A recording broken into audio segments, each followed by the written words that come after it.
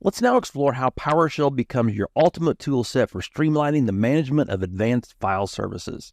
With PowerShell, you can gain access to a comprehensive array of dedicated commandlets such as get dedupe volume for retrieving deduplication information, set dedupe volume for configuring deduplication settings, and enable dedupe volume to enable deduplication, enabling you to efficiently optimize and secure your data storage. We'll explore each commandlet along with practical usage examples a little bit later. So Bethany's Pie Shop has a file server that houses all the recipes, photos, documents, and other important business files. Over time, a lot of redundant copies of files have accumulated on the server. They have taken up lots of unnecessary storage space. You need to set up data deduplication on the file server to eliminate these redundant copies and free up disk space. In this demo, we'll walk through the steps to enable data deduplication on the volume. We're going to kick off a deduplication job and monitor the job status to ensure it completes successfully. This will allow the IT admin to reclaim a good amount of wasted disk space on the file server. Let's walk through setting up data deduplication on the SRV1 file server. So I have my PowerShell console open here and I'm connected to my file server SRV1.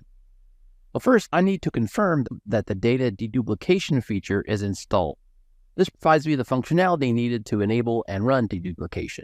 Data deduplication is a Windows feature called FS Data Deduplication. So I'm going to run get Windows feature on the SRV1 server to see if that feature is indeed installed.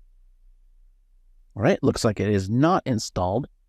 And to install it, I simply need to pipe this to install Windows feature and wait a little bit and get this feature installed.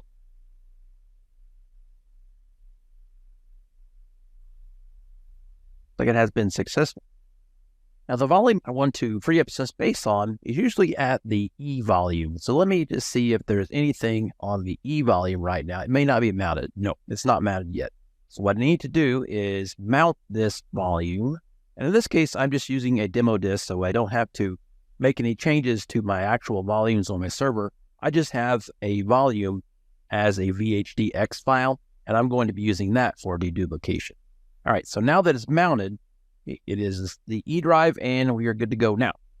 So as you can see, I've created a few large files here, and I made copies of them to ensure that there's plenty of duplication. Let's now see how much free space is available on this volume.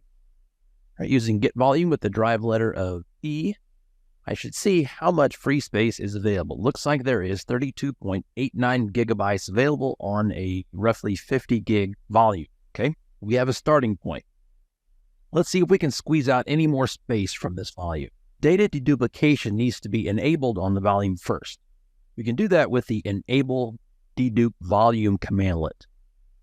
All right, no errors. Looks like all is good. Currently, we have saved 0 space, and we have a savings rate of 0%, which is to be expected. We're just getting started. You can also run get dedupe volume to see that same output. So now that there is one volume enabled for data deduplication. So now we can kick off an optimization job that will analyze the volume and consolidate all those redundant files. The start dedupe job command here runs the optimization job. I'll point it at the volume E, and I'll specify the job type should be optimization, which will go through and eliminate duplicate data. There are other job types like garbage collection to free up space from data chunks that are no longer needed, and scrubbing validates and fixes any corruption, but for removing duplicates and freeing up space, optimization is what we want. All right, looks like it's started.